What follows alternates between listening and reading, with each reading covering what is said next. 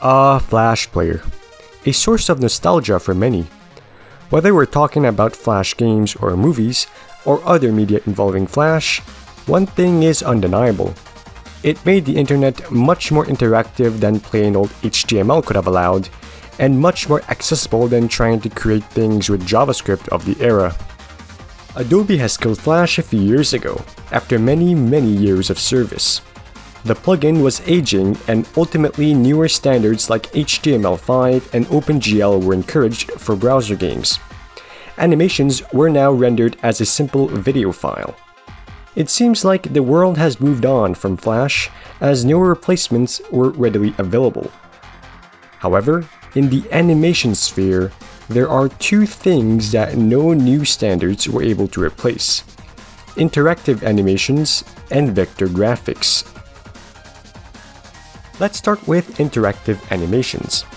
An animation made with Flash is, just like a Flash game for example, somewhat of a software which runs within Flash Player, akin to a jar executable running inside of a JVM or Java Virtual Machine for Java. This allowed Flash animators to create things such as menus, kind of like what you'd see on a DVD, and interactive segments within the animation, whether it is a point-and-click scene or even a minigame inside of an animation.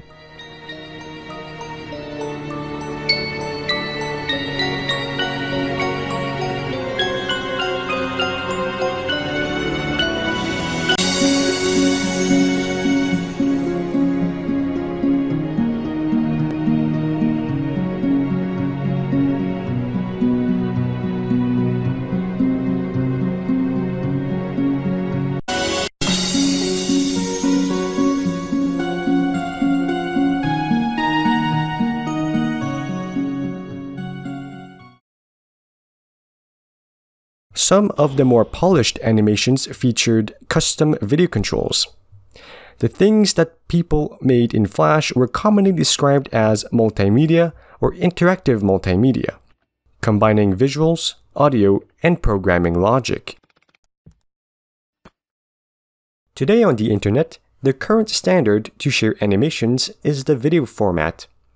Unfortunately, we have lost the art of interactive animations due to the uninteractive nature of video, and it's been made even more impossible to add interactivity on top of video.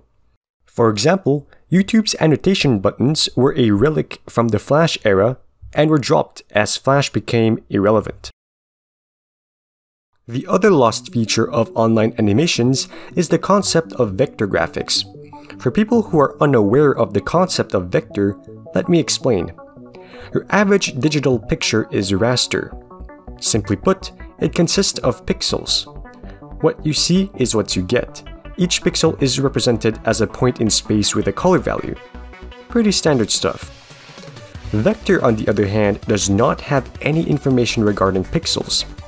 Instead, it has information on the shapes and sizes of different elements on screen, along with color information, thickness, etc.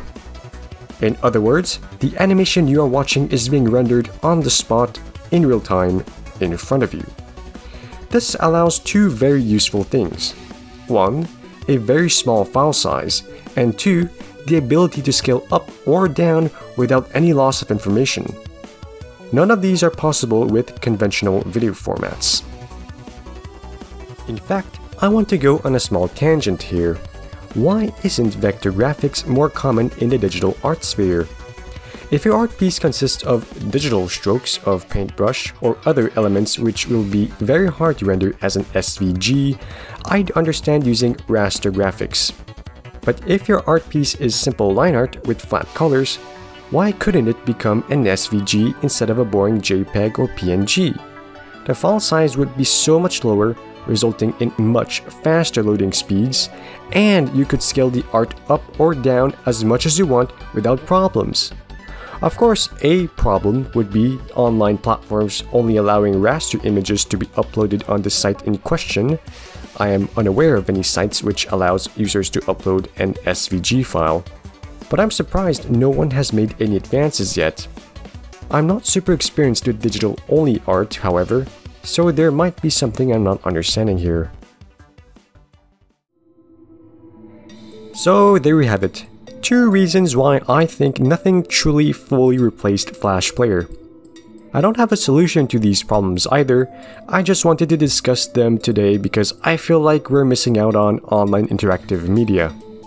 Anyways, thanks for watching, and I'll see you next time.